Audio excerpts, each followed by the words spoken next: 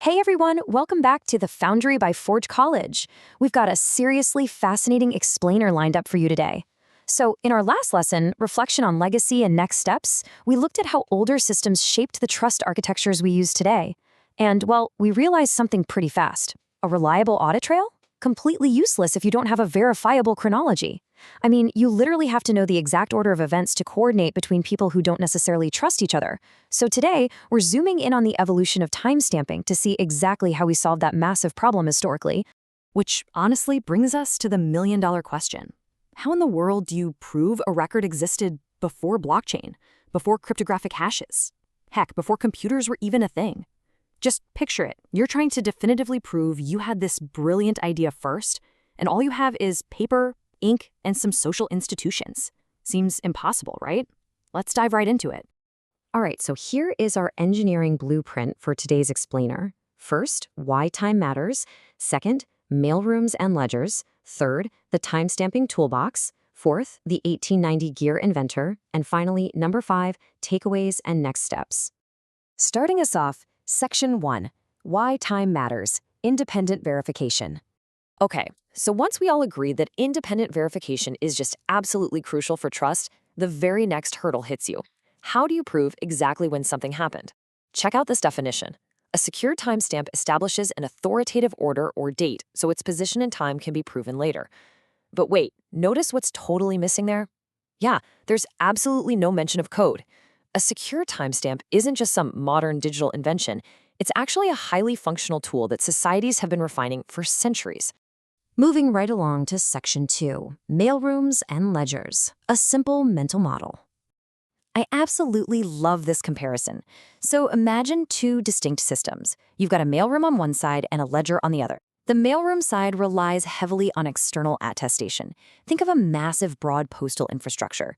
You hand over a sealed envelope and a trusted third party stamps it with a cancellation date. You're basically relying on public trust here. Well, as much as you can trust your local post office not to lose your mail, right?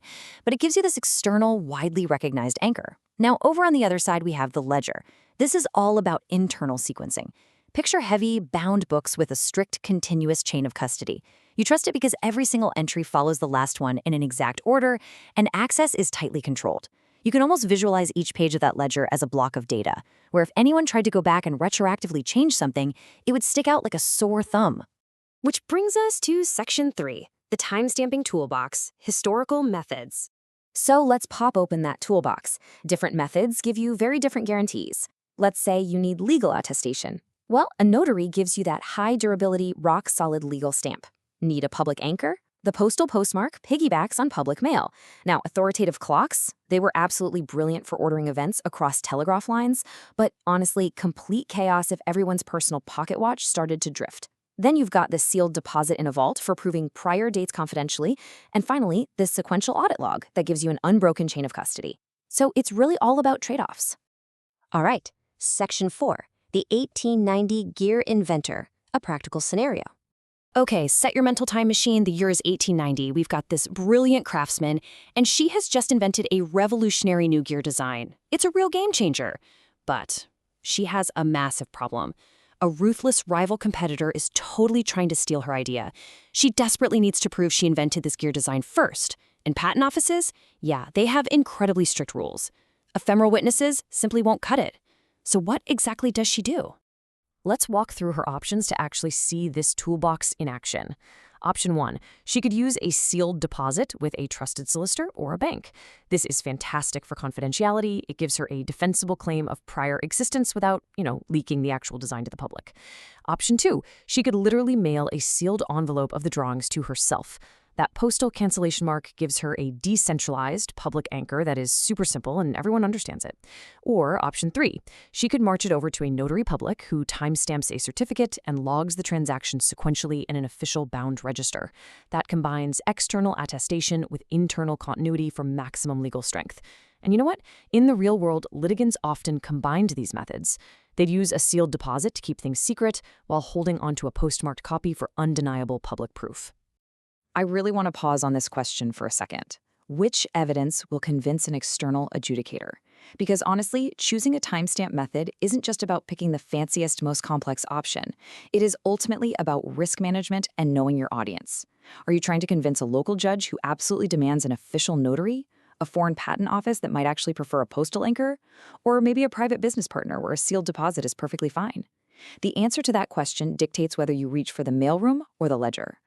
And finally, Section 5, Takeaways and Next Steps, Reviewing Principles.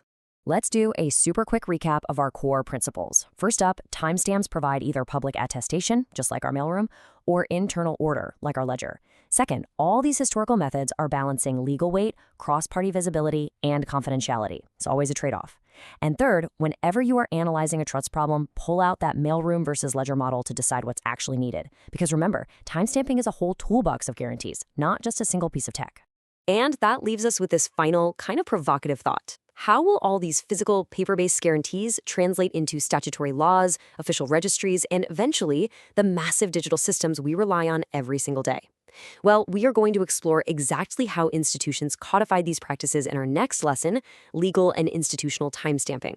Until then, I highly encourage you to head over to forge.college to learn more about this subject and explore all our other amazing educational resources on Web3 topics. Thanks so much for learning with me today, and I'll catch you in the next explainer.